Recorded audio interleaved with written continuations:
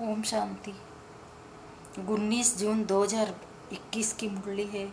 बाबा ने कहा, मीठे बच्चे, तुम महान सौभाग्यशाली हो, क्योंकि तुम्हें भगवान वह पढ़ाई पढ़ाते हैं जो अब तक किसी ऋषि मुनि ने भी नहीं पढ़ी। प्रश्न है, ड्रामा की कौन सी भावी तुम बच्चे जानते हो, दुनिया के मनुष्य नहीं? उत्तर, तुम जानते हो, इस रुद्र ज्ञान यज्ञ से विनाश ज्वाला प्रज्वलित हुई। अब सारी पुरानी दुनिया इसमें स्वाह हो जाएगी। ये भावी कोई टाल नहीं सकता। ये ऐसा अश्वमेघ अविनाशी रुद्र यज्ञ है जिसमें सारी सामग्री स्वाह होगी। फिर हम इस पतित दुनिया में नहीं आएंगे। इसे ईश्वर की भावी नहीं, ड्रामा की भावी कहेंगे। गीत है, मुखड़ा देख ले प्राणी। ओम शांति। तुम बच्चे भी मनुष्य हो, यह मनुष्य की सृष्टि है। इस समय तुम ब्राह्मण धर्म के मनुष्य बने हो। बाप शिक्षा देते हैं आत्मा को सभी अपने स्वधर्म का पता नहीं है कि हम आत्मा इस शरीर को चलाने वाली है। आत्मा का यह रथ है। जैसे बाप इस रथ पर आकर सवार हुए हैं, तुम्हारी आत्मा भी इस रथ पर सवार है। सिर्फ आत्मा को ये ज्ञान भूल गया है कि हम आत्मा शांत स्वरूप है। हमारे रहने का स्थान ही मूल वतन में है। ये शरीर हमको यहाँ मिलता है। ऐसे ऐसे अपने साथ बातें करनी है। बाप कहते हैं, तुम आत्मा शांत स्वरूप हो। अगर तुम चाहो हम शांति में बैठे तो अपने को आत्मा समझ शांति धाम के निवासी समझो। थोड़ा समय शांति में बैठ सकते हैं। मनुष्य शांति ही मांगते हैं। मन को शांति चाहिए, ये आत्मा ने कहा। परंतु मनुष्य ये नहीं जानते हैं कि मैं आत्मा हूँ। ये भूल गए हैं। एक कहानी भी है न, रानी के गले में हार पड़ा था और ढूंढती थी बाहर। तो बाप भी समझाते हैं, शांति तो तुम्हारा स्वधर्म है। बच्चों ने समझाए, हम शांत आत्माएं शांत स्वरूप है। यहाँ आइए पाठ बजाने। इन आर्गन से डिटेच हो जाते हैं तो आत्मा शांत है। आत्मा अपने स्वधर्म शांति में जितना चाहे बैठ सकती है। चाहे हम इस शरीर से काम न करें तो शांत में बैठ जाओ। ये सच्ची शांति, इसको तुम नहीं ढूंढते। तुम्हारा स्वधर्म शांत है। अभी यहाँ पाठ बजा रहे हैं, बाप द्वारा मालूम पड़ा है। हमने 84 जन्मों का पाठ बजाया। इस 84 जन्मों के चक्र का कोई को पता नहीं, सिर्फ तुम बच्चे ही समझते हो। पहले हम सूर्यवंशी राजा व प्रजा थे, फिर चंद्रवंशी सो वैश्यवंशी सो शूद्रवंशी बने। अब फिर से हमको सूर्यवंशी बनना है।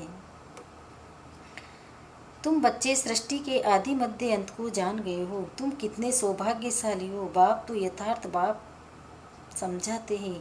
ये ही सदगति मार्ग। ये समझाना है कि सर्व का सदगति दाता एक है। अभी जाने गए हो, हमको बाबा आकर 21 जन्म के लिए सदगति प्राप्त करा रहे हैं। बाहर वाले मनुष्य इन बातों को जानते ही नहीं हैं। तुम ब्रह्मा कुमार कुमारियाँ ही जानते हो। कोई पूछते हैं, तुम बीके क्या कर जानते हो? परीक्षा तो होनी चाहिए कि ब्राह्मण व ब्राह्मणी है व नहीं। अगर तुम ब्रह्मा के बच्चे हो तो सृष्टि को जरूर जानते होंगे। बाप रचयिता को जानते हो। ऋषि मुनि आदि तो रचता और रचना को जानते ही नहीं, तो गोया नास्तिक ठहरे। तुम भी नास्तिक थे। तुम भी रचना, बाप और रचना के आदि मध्य अंत को नहीं जानते थे। स्कूल में पहले अनपढ़ ही आते हैं, फिर कहेंगे स्कूल में ये है पढ़ाई। अभी तुम हो ईश्वरीय पढ़ाई में। परम पिता परमात्मा तुमको पढ़ा रहे हैं। ये बुद्धि में समझना चाहिए। रचयिता तो एक शिव बाबा ही। रुद्र ने ज्ञान यज्ञ रचा, ये शास्त्रों में भी है। अब रुद्र और शिव परमात्मा में फर्क तो नहीं है, नहीं। यह भी है रुद्र ज्ञान यज्ञ विनाश ज्वाला निकली। सिर्फ रुद्र शिव की जगह कृष्ण का नाम डाल दिया है। वह है गीता। कहते हैं इस ज्ञान यज्ञ से विनाश ज्वाला प्रज्वलित हुई। तो स्वराज्य के लिए ये ज्ञान यज्ञ है। इसमें पुरानी दुनिया स्वाह होनी है। यज्ञ में सारी आहुति अर्थात सामग्री डालते हैं, अब स्वाहा कर देते हैं। तो इस रुद्र ज्ञान यज्ञ में सारी पुरानी दुनिया स्वाह हो जाएगी। तुम अब राजयोग सीख रहे हो। इस पतित दुनिया में फिर आएंगे नहीं। ये दुनिया फिर खत्म हो जानी है। तुम जानते हो नेचुरल क्लेमिटीज आदि सब होगी। ये सारी नॉलेज तुम्हारी बुद्धि में बैठाना चाहिए। शिव बाबा कहते हैं, मेरी बुद्धि में ही सारा ज्ञान है। बाप सत्य है, चैतन्य है, ज्ञान का सागर है। सृष्टि के आदि मध्य अंत को जानते हैं। ऋषि मुनि तो कहते हैं हम रचता और रचना को नहीं जानते। तुमसे कोई पूछेंगे तुमको क्या मिलता है, बोलो। जिसको बड़े बड़े ऋषि मुनि आदि कहते थे कि हम रचता और रचना के आदि मध्य अंत को नहीं जानते हैं, सो हम जानते हैं। रचता बाप के सिवाय रचना के आदि मध्य अंत का राज कोई समझा नहीं सकता, रचता ही समझाएंगे। तुमको मालूम है मक्खियों की भी रानी होती है, रानी के साथ पीछे पीछे सब मक्खियाँ जाती है। रानी अर्थात माँ के साथ उनका कितना संबंध है। बेहद का बाप भी आते हैं तो सभी बच्चों को साथ ले जाते हैं। तुम जानते हो बाबा आया हुआ है, हम आत्माओं को साथ ले जाएंगे शांति धाम में। फिर से हमारा सत्य का पाठ शुरू होगा, जिस पाठ बजाने के लिए तुम ये देवी देवता पद पा रहे हो। यहाँ तुम आते ही हो मनुष्य से देवता पद पाने, सब गुण यहाँ धारण करने हैं। तुम लक्ष्मी नारायण जैसा बनना है, इनको दिव्य दृष्टि के सिवाय कोई देख न सके। अभी तुम जानते हो हम सूर्यवंशी देवता बनेंगे। तुम्हारी बुद्धि में है कि स्वर की राजधानी कैसे स्थापन होती है। सतयुग में था ही देवताओं का राज्य, परंतु देवताओं के आगे में भी राक्षस आदि दिखाए हैं, ये कोई जानते ही नहीं है। भारत कितना पवित्र था, महिमा भी गाते हैं। सर्वगुण संपन्न, 16 कला संपूर्ण, संपूर्ण निर्विकारी, उन्हों के आगे माथा भी टेकते हैं। मंदिर भी बहुत बने हुए हैं, परंतु ये पता नहीं है कि आदि सनातन देवी देवता धर्म सत्य का कब और कैसे स्थापन हुआ। भारत जो इतना ऊंच था वो नीच कैसे बना, ये किसी को भी पता नहीं है। कहते हैं ये भावी बनी बनाई है, किसी की भावी है वह भी नहीं समझते। ड्रामा की भावी समझे तो समझ में आए, ड्रामा का रचयिता क्रिएटर डायरेक्टर कौन है। सिर्फ कह देते ईश्वर की भावी। ड्रामा करने से ड्रामा के आदि मध्य अंत को जानना चाहिए।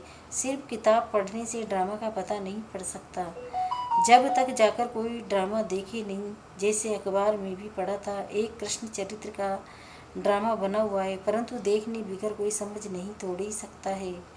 देखेंगे तब समझेंगे ड्रामा में ये सब होना है। तुम बच्चे भी ड्रामा को अभी समझते हो।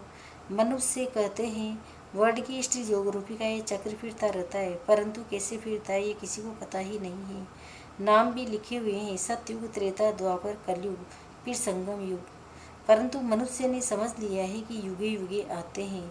सतयुग त्रेता का भी संगम होता है, परंतु उस संगम का कोई महत्व नहीं है, वहाँ तो कुछ होता नहीं है। यह बातें जानते हो। सतयुगी सूर्यवंशियों ने फिर चंद्रवंशियों को राज्य कैसे दिया।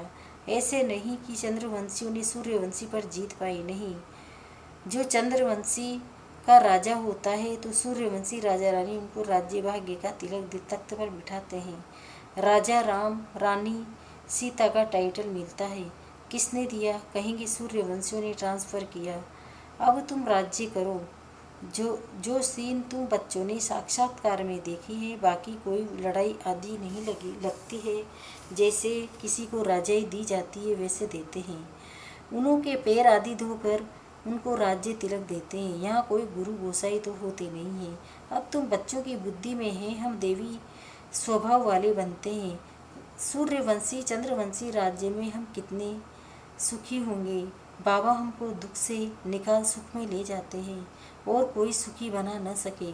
साधु लोग खुद भी चाहते हम शांति धाम में जाएं। बाप कहते मैं इन साधु आदि का भी उद्धार कर सबको शांति धाम में ले जाता हूँ।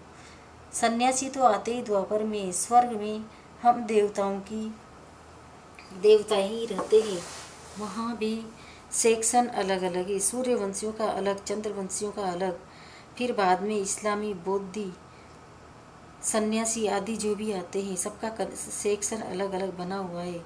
जब हम राज्य करते थे तो दूसरा कोई था नहीं। मूल वतन में भी ऐसी माला नंबरवार बनी हुई है। आदि सनातन देवी देवता धर्म वालों की है। पहली बिरादरी फिर और बिरादरी निकलती है। बिरादरी है बड़े से बड़ी, और दूसरी जो धर्म कहेंगे इस्लामियों की है सेकंड नंबर बिरादरी, फिर बौद्धियों की बिरादरी थर्ड नंबर, हमें फर्स्ट, बाकी हद की और छोटे छोटे तो लाखों होंगे। यहाँ तो मनुष्य हैं।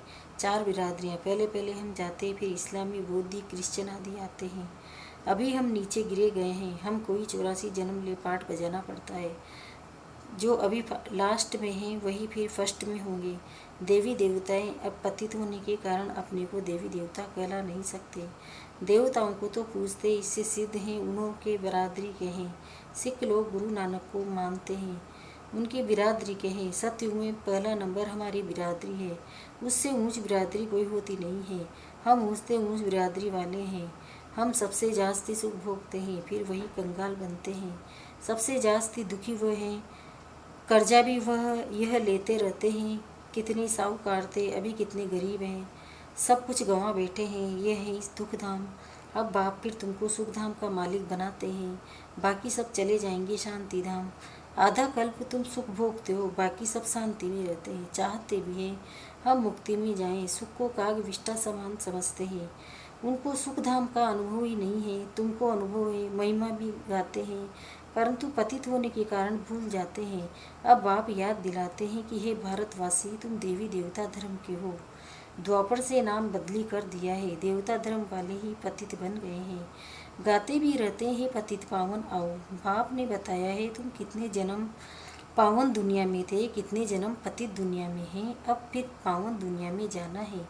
ये पाठशालाओं की पाठशाला है, यज्ञों का यज्ञ है। सारी पुरानी दुनिया इसमें खत्म होनी है। होलिका जलाते हैं। यह सब पर्व अभी के हैं, आत्मा चली जाएगी, बाकी शरीर खत्म हो जाएंगे। ये नॉलेज कोई सन्यासी आदि दे न सके। गीता में कुछ है, परंतु आटे में नमक जितना ज्ञान प्राय लोप हो जाता है। शिव बाबा कहते हमने ये यज्ञ रचा है, इसमें तन मन धन सब स्वाहा करते हो, जीते जी मरते हो। ये ज्ञान तुमको अभी मिल रहा है। अच्छा मीठे मीठे सिकिलते बच्चों प्रति माता पिता बाप दादा का याद प्यार और गुड मॉर्निंग। रूहानी बाप की रूहानी बच्चों को नमस्ते।